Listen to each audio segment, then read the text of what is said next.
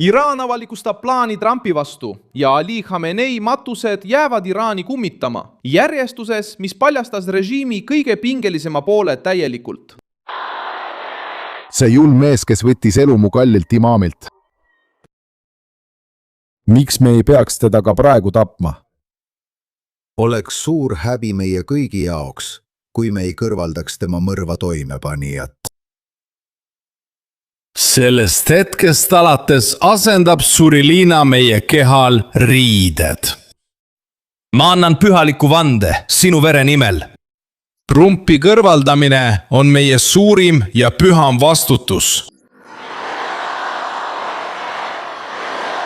5. juulil 2026 levisid X-is postitused, mis kajastasid Iisraeli kanal 14-le omistatud reportaaži luurearuannetest, mis viitavad Muhtari üksuse loomisele, mis on seotud Qudsi väega, et kavandada rünnakuid Donald Trumpi ja teiste Ameerika Ühendriikide ametnike vastu. Süüdistus kerkis esile samal ajal, kui Iraani režiim muutis Khamenei matuse kättemaksu lavaks. Poliitiline kättemaks, hüüdlaused Trumpi vastu, kättemaksu kõned ja juhid, kes püüavad kaamerate ees jõudu näidata. Teherani probleem seisneb selles, et jõu demonstreerimine näitas ka hirmu. See näitas, et Mostabah Khamenei, uus ülemjuht, ei ilmunud isegi oma isa matusele. Galibaf ja Arakshi nutsid kirstu ees ning režiimi tegelased rääkisid eksistentsiaalsest sõjast. Just kui Khamenei surm oleks avanud haava, mida tegelikult ei tekkinud. Kuritegelik Ameerika, kõigi märtrite mõrvar, märtrite imaami mõrvar. Me võtame nad vastutusele ega jäta neid rahule. Teadke seda. Me mõistame nad kohut. Kurjategijad ja sõjakurjategijad peavad saama karistatud. Nad peavad olema kohtu all. Nad peavad oma kuritegude eest vastutama vastavalt nende raskusastmele. Mida režiim tegelikult kavandas? Miks sai Trump sellest kättemaksust peamine sihtmärk? Kuidas muutus matus hirmu etenduseks? Ma räägin sulle kohe kõigest sellest. Kui sulle meeldib selline otsekohene ja aus sisu, siis kaalu tellimist, sest siin on iga päev selliseid videoid. Peamine teave tuli reportaažist, mis omistab Muhtari üksuse loomise Qudsi vägedele. Iran Internationali kajastatud väljaande kohaselt oleks rühmitusel seos Mehhiko kartellide ja Iraani diaspora liikmetega, et korraldada aktsioone Ameerika Ühendriikide ametnike, sealhulgas Trumpi vastu. Iisraeli kanal 14 ei täpsustanud luureallika päritolu. Seega näib see juhtum endiselt olevat kinnitamata väide. Sellest hoolimata on poliitiline kaal suur. See on kahtlus, et struktuur loodi revolutsioonilise kaardiväe välisharus. Just seda haru kasutab režiim tegutsemiseks väljaspool Iraani piire. See teave ilmus plahvatuslikul hetkel. Ali Khamenei matused algasid Teheranis 4. juulil 2026 ja kestavad kuni 9. juulini. Tseremooniatega Teheranis, Iraagi usulistes linnades ja matmine on kavandatud Mashhadis. Matmine lükati edasi konflikti ja julgeoleku küsimuste tõttu.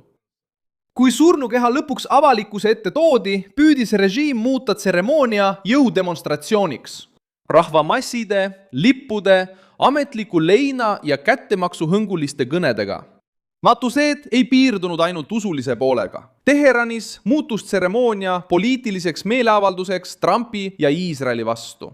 Leinajad, kes olid riietatud musta, täitsid tänavad ja avalikud kohad. Samal ajal nõudsid loosungid ja hüüdlaused kättemaksu. Režiim soovis näidata, et kontrollib endiselt narratiivi, kuid õhkkond paljastas närvilise juhtkonna, kes sõltub riiklikust mobilisatsioonist ja on surve all vastata mehe surma eest, kes juhtis Iraani 30 nädalat. Mohammad Mokbeh, endine Iraani asepresident ja otstarbekuse nõukogu liige, rõhutas seda tooni öeldes, et need, kes vastutavad Khamenei surma eest, ei sure loomulikku surma. Ja režiimi pingutusele muuta juhi surm poliitiliseks kütuseks. Kas sa oled kunagi ette kujutanud? Kas sa oled kunagi mõelnud, et jõuame selleni, et peame pidama meie märtri surnukeha kohal matusepalvust? Kas sa mõtlesid, et palvetad märtri eest? Praegu, kui ma siia tulin, kujutasin ma ainult ette, et see ei ole tõsi. Me oleme alati siia tulnud veidi palvele niimoodi ja see, mis nüüd juhtus, on igaühele talumatu. ta oli võrreldamatu, asendamatu. kõik meie südamed lõid koos tema omaga, nüüd on meie südamed seisma jäänud.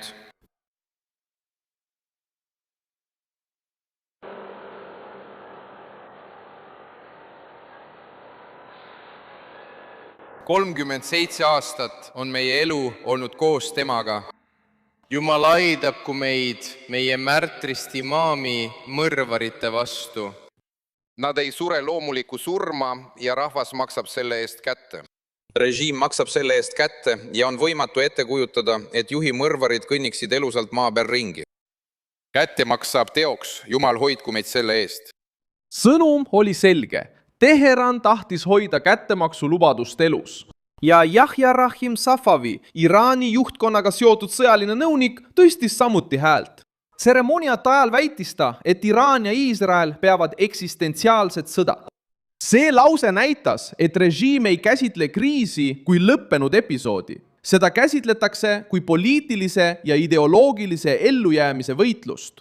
Iraani kõva joone pooldajate jaoks tähendaks taganemise tunnistamine, nõrkuse ilmutamist Trumpi, Iisraeli ja rahva ees, kes on juba näidanud väsimust repressioonide, majanduskriisi ja isolatsiooni suhtes. Stseen, kus Mohammed Bagher Ghalibaf ja Abbas Aragui nutsid Khamenei kirstu ees, levis kulutulena, sest see murdis Iraani juhtkonna külma kuvandi.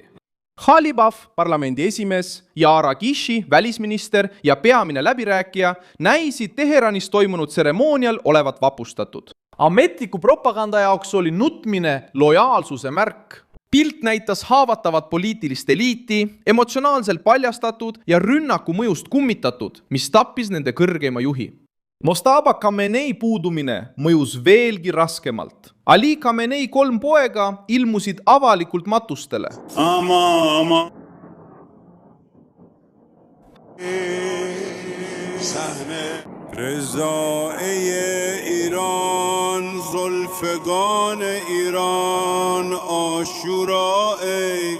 Kuid Mostaba, keda nimetatud järglaseks ja uueks kõrgeimaks juhiks, ei ole nähtud.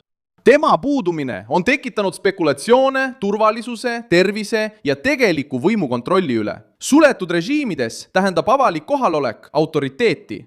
Kui järglane kaob oma enda isa matustel, ütleb vaikus rohkem kui ükskõik milline kõne.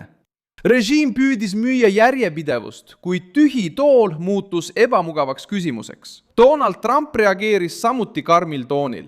Rahvusvaheliste reportaažide kohaselt ütles ta, et mõlemad pooled tegid matuste nädalal pausi ja vihjas, et Teheran soovib läbi rääkida. Trumpi reaktsioon tabas otse Iraani narratiivi, sest režiim rääkis kättemaksust, kuid samal ajal pidi tegelema läbirääkimiste, sõjalise surve ja uue eskalatsiooni riskiga. Iraak astus samuti sellesse Iraani-meelse võrgustiku vastasesse surveolukorda. Iraagi valitsus andis Iraaniga seotud relvarühmitustele tähtajaks 30 septembri, et nad relvad maha paneksid, ähvardades muidu võtta seaduslikke meetmeid riigi kontrolli alt väljas olevate relvade suhtes. See otsus mõjutab otseselt Teherani piirkondlikku mõju, sest need relvarühmitused on alati olnud oluline osa Iraani võimust Lähis-Idas. Kui Bagdad hakkab nõudma relvade loovutamist, on see märk sellest, et režiimi tegutsemisruum on vähenenud. Samal ajal kui matused tänavaid täitsid, näitas teine sündmus Iraani sisemise repressiooni palet. Inimõiguste organisatsioonid mõistsid hukka katse konfiskeerida Teheranis asuv Püha Peetruse kiriku kompleks, mis ohustab Armeenia ja Süüria kristlike perede väljatõstmist. Surve avaldamine ajaloolise kiriku vastu kinnitab arusaama, et režiim püüab sisemiselt karmistuda, samal ajal kui ta väljaspoolt raputusi kogeb. Sihtmärk muutub, kuid meetod kordub. Kontroll, hirn ja hirmutamine. Gholam Hossein Mohseniejei taasmääramine Iraani kohtusüsteemi juhiks ilmus samuti selles kontekstis. Dekreet omistati Mojtaba Khameneile, just sellele järglasele, kes ei ilmunud avalikult isa matustele. Mohseniejei juhib kohtusüsteemi alates 2021 aastast ning inimõiguste organisatsioonid seostavad teda meeleavaldajate, ajakirjanike, naiste ja vähemuste mahasurumisega. Poliitiline sõnum oli lihtne. isegi kui juhtkond on varjus, töötab repressioonimasin edasi. Khamenei matused on jätkuvalt proovikiviks Iraani režiimile. Rahvahulgad tänavatel on propagandateenistuses. Kuid ei kustuta küsimusi pärimise, julgeoleku, kättemaksu ja poliitilise ellujäämise kohta. Muhtari üksus seab Qudsi väe keskmesse väga tõsise süüdistuse Trumpi ja Ameerika Ühendriikide ametnike vastu. Mokberi ja Safavi sõnavõtud näitavad, et režiimi tiivaks on armee ning konflikt on terav. Moitava puudumine näitab, et uus juhtkond ei suuda veel enesekindlalt oma rahva ees esineda. Kuni 9. juulini peaks režiim jätkama matuse kasutamist jõu näitamiseks. Kuid jäänud mulje ei olnud ainult lein.